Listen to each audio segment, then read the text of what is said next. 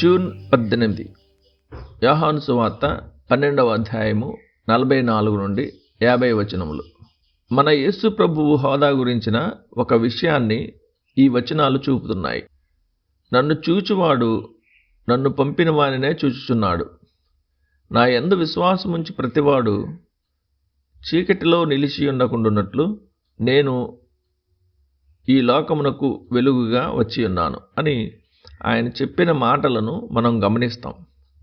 ఈ పదాల్లో తండ్రితో క్రీస్తు ఐక్యత మరియు క్రీస్తు హోదా గురించి స్పష్టంగా ప్రదర్శించబడింది. తండ్రి కుమారుల ఐక్యతను గురించి మనం మానసికంగా గ్రహించలేమని, విశిష్టంగా వివరించలేమని భయభక్తులతో నమ్ముతూ తృప్తిపడాలి.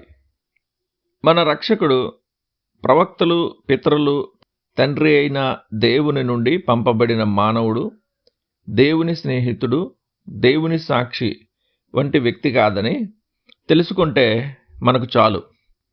ఆయన వీరందరికంటే గొప్పవాడు, మహోన్నతుడు.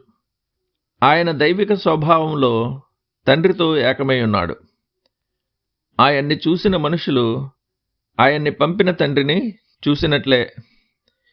ఇది గొప్ప మర్మం, కానీ మన ఆత్మలకు గొప్ప ప్రాముఖ్యత గల సత్యం.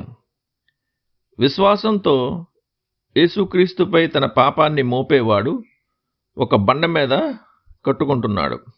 క్రీస్తును నమ్మితే క్రీస్తును మాత్రమే నమ్మడం కాకుండా ఆయన్ని పంపిన తండ్రిని కూడా నమ్ముతున్నట్టే. క్రీస్తు హోదా గురించి ఆలోచిస్తే ఇక్కడ ఆయన తన్ను తాను సూర్యునితో పోల్చుకున్నాడని కొంచెం సందేహం ఉండొచ్చు. సూర్యుని వలె ఆయన పాపంతో చీకటి అయిన లోకంలో తన రెక్కల్లో స్వస్థతతో సకల మానవాళి ప్రయోజనం కోసం ప్రకాశిస్తున్నాడు.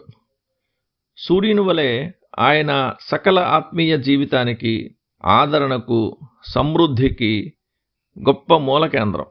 సూర్యుని వలె ఆయన భూమి మొత్తాన్ని వెలిగింపచేస్తాడు.